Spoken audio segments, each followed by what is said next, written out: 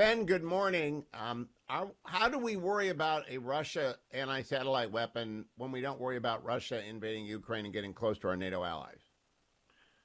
Well, Hugh, I'm happy to join you this morning, but I don't know if you've mentioned it to your listeners yet. But I mean, this is a really dark day for Russia and for those who care about the future of Russia with the reported death of Alexei Navalny in Oh, prison. I don't know if you've seen it or if you no. can confirm now multiple legitimate sources that he passed away after collapsing. And Adam had told me you know, that it made it to X, but it's been confirmed. it's all across Russian state media, and the Wall Street Journal is reporting it. But I don't know, beyond the sort of details that come out from Russian state media.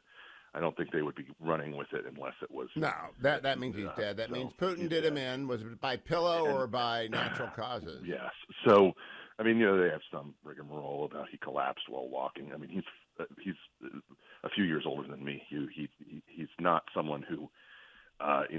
Look, we should consider this an assassination, just as Sure. Boris Nemtsov was assassinated.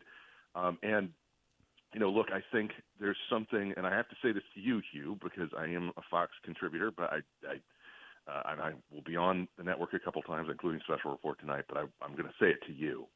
There's something karmic and damning about the fact that this week we saw Tucker Carlson chortling his way through the Russian knockoff Aldi, espousing the beauties of their authoritarian empire, as someone who's actually courageous, someone who actually stands for their beliefs, is assassinated by the regime that he stood up to for decades. And it is abhorrent to me to see the way that the national populist right, with whom I have much to agree upon, has in some way fallen prey to the virtues of authoritarianism because they build public transportation systems that these people will never use, that they find beautiful and impressive, and that absolutely crush the people who helped create them. And espouse that as something that says in some way that there's an indictment of the West, an indictment of America, because our public transport systems are screwed up and we have a bunch of bums around in open-air drug markets and the like. That's a problem, and we should condemn it. But the truth is that the West has the moral authority in this on so many different areas here that they cannot use when it comes to espousing what Putin has pivoted to. And this is, by the way, one of the central aspects of Navalny's indictment of Putin that got under his skin so much, which is that he had used the pivot to sort of a Christian focus, a faith focus, to distract from his own thievery and criminal activity and extravagance, how much he has stolen from the people of Russia.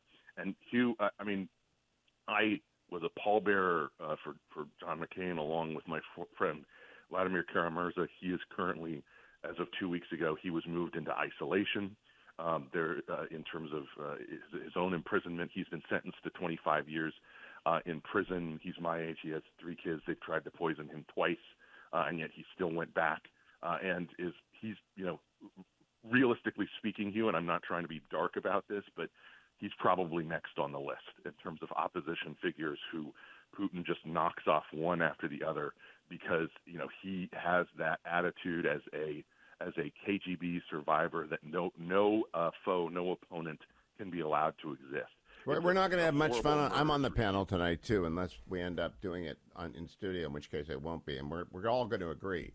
Putin is an evil guy. So is Xi, who's got Jimmy Lai locked up and the Iranian mullahs. Yes. But I want to connect up Navalny being murdered, and it is murder.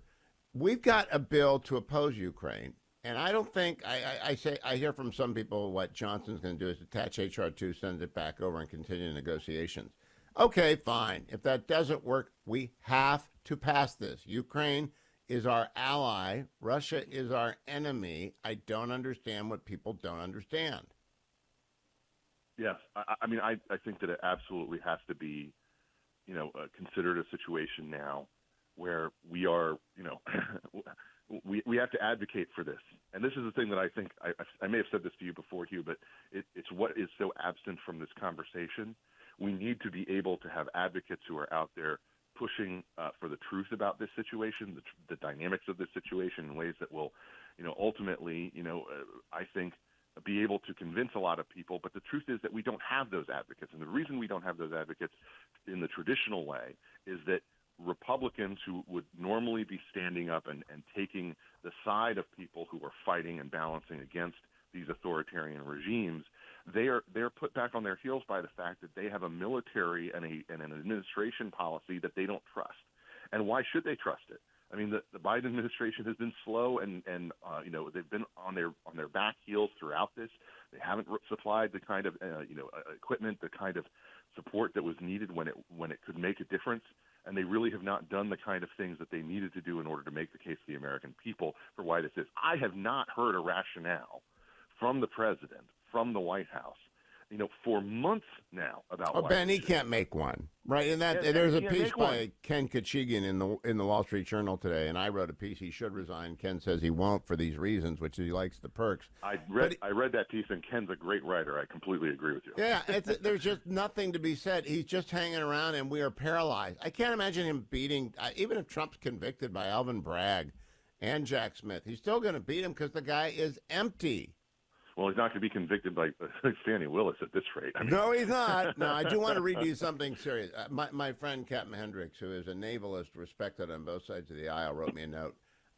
If you think of the Mediterranean, literally the Romans used to call it the Middle Sea and our sea, as the motherboard, the central microprocessor chip of the modern global economic system, then we should understand that the two nodes of the processor, the Suez Canal and the Dardanelles, have been compromised and constricted. Even the Strait of Gibraltar is now under surveillance by terrorists.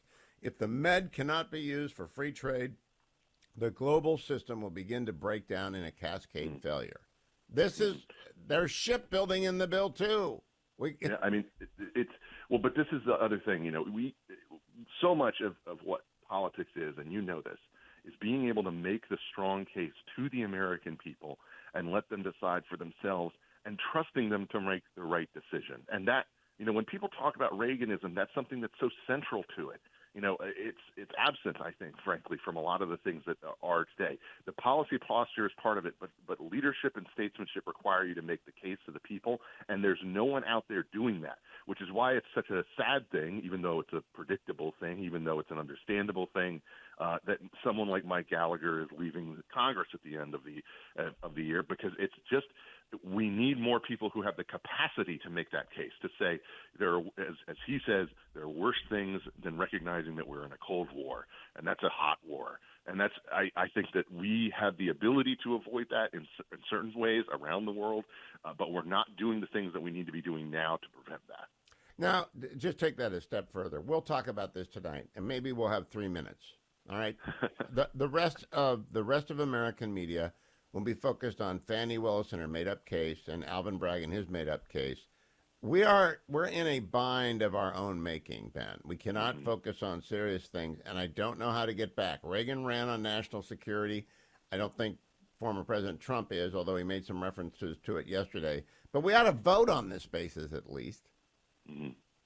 Yeah, I think that we have to, have a real conversation on the American right, and I mean that right writ large, about where we go from here, about what's important, what we prioritize, how we rebuild, because we do need to be rebuilding, and in a very serious and an intentional way, not just throwing money at the military.